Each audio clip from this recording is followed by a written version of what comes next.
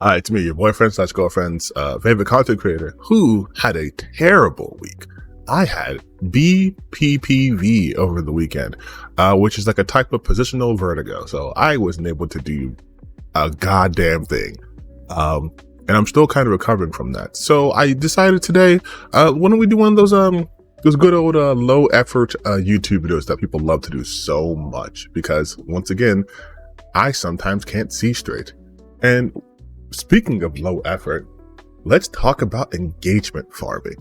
So if you guys are unfamiliar with this concept, on Twitter, the big brain Elon Musk guy decided, hey, what if people could pay to have a verification badge? And on top of that, what if you could make money off Twitter? What if each time your post got a verified interaction or repost or whatever, you could get a certain financial percentage from that? Oh boy, that surely would not encourage people to make some of the worst bait accounts of all time. So I want to talk about one of those bait accounts. I'm not going to give their name out. You've probably seen them before if you're on the gaming space on Twitter, but if not, there's this account that likes to do the thing which is just complain. It's kind of like a staple now in gaming, online discourse, what have you, where people just get on and just complain about stuff, right? They claim to love video games, yet every current game that's come out, and by current I mean any game in the last 15 years, is up for grabs as just being bad and terrible. And I want to talk about that because I just find it to be almost hilariously sad. Like, it's, you aren't good at this. You know what I mean? Like, I'm not saying I'm some brilliant content creator, but I at least, when I'm not suffering from BPPV, try to put effort into the stuff I create. I try to use like either elucidate or entertain or a little bit of both, a little column A, a little bit column B, you know?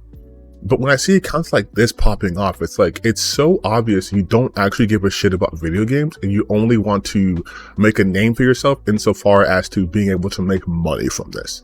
Because what do you mean God of War Ragnarok was a disaster? What do you mean it turns you into a soy boy? What does that even mean? Like, that list where he has God of War, Celeste, Life is Strange 2. Like, first off, you have games that aren't even the same genre. So now you're just saying if you play any of these games, you're going to turn into a soy boy? Buddy, I played all those games. I don't think I'm a soy boy. I think I'm a 6'8", 305. I'm losing weight, 305 pounds. By your standards, I'm a Chad, right? I'm a fucking monster of a man. And it's so funny that you're telling people to avoid these games. Big tough gamers, don't play these games. Don't make you untough. They're not good. But that's kind of his whole account. It's just, hey, it's like the hello, how do you do, fellow gamers? And then don't play these games, but do play this game from 2004. Because that's when games were manly, in 2004. Play Need for Speed. Play Gears of War 2, not 3 or 4 or 5, just 2. That was the manliest one. It's like, dude, like, what are we doing? And I just hate the fact that accounts like these can just pop off because, like I've stated before, in the video that you guys seem to have actually really enjoyed, so I might do more of that kind of content. But the way that gaming rhetoric has been shifted to the right, you just have all these losers coming out of the woodwork talking about how, oh my God, this game is too wussy. These games were masculine back in the day. Don't play these games, play these games. And yet you never hear them actually delve into what makes these games good. It's just that it's not modern. It's the reject modernity, embrace like the past, right? Like, it's that kind of shit. That sort of thinking, which again falls in line with the right-wing talking points of everything in the past was idyllic and good, everything now was bad and gay and lame or whatever, right? Like, it's to the point where this guy is indistinguishable from almost every other type of those content creators. You guys remember Andy Pants? I use him a bunch of times in videos because he's one of the best examples of it. Someone who claims like video games, who, according to him, is forced at gunpoint to play video games, but then only talks about every game he hates And it's the same reason why he hates it. It's because games now are woke and gay. It's because games are no longer masculine. Even though we are still getting Doom games, we're getting Wolfenstein games, we're getting an Indiana Jones game, we're getting like all these games that would still be firmly in the camp of uber masculine. Gaming is still not masculine enough. These people, they are complaining for the sake of complaining now. Their complaints make no sense. I mean, not like they really didn't had any valid critiques to begin with, but now it's just like, literally, what are you saying? Again, how could a God of War game be like, this is gonna make you a soy boy? Literally, I could show you any random footage of combat in God of War, and you'd be like, yeah, that's for pussies. Like, no, like you wouldn't say or do that. But I just wanted to talk about that real quick because it's funny, but it's also sad. Like, it's so blatant to me that you guys are just not good content creators, and so you have to do shit like this. Because I think if you were to talk about something you passionately cared about, you'd have nothing. Because I don't think you passionately care about any of this shit.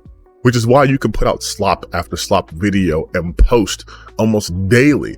Because it's just, what can I get people mad about? Let me make a quick little spreadsheet and enter. Hey, let's talk about how games are satanic, and as if that's not the coolest shit ever. Let's make Satanism fucking lame and say how it's bad and all games should be heavenly and all that stuff. But also, those games are lame because there's a woman in it, so don't play those because you're a big tough man, and if you play those games, you're not going to be tough anymore. Like, it's such a weird dichotomy they've established here. If you like video games, play video games. Play all the games. In fact, I would suggest at one point in your life, in your gaming career, at least play one type of each game. Sometimes you might think you dislike a whole genre, or maybe it's just like a couple of games you played. Other times you might be exposed to new experiences that you're like, holy shit, I actually really enjoy this. Like me, for example, I dedicated this year to expanding my gaming horizons. So again, I played a lot of narrative-based games, but I'm talking more like 1000X Resist style games. I'm gonna play Lorelei and the Laser Eyes. I have a backlog of games I really wanted to get to, and I think now that gaming has chilled out and not put out like 4 Game of the Year games in like a month, I can actually get to that. I'm still playing Metaphor Fantasia too. That's Game of the Year for me, 100%. But I've been expanding my gaming horizons, and it's been really good for me.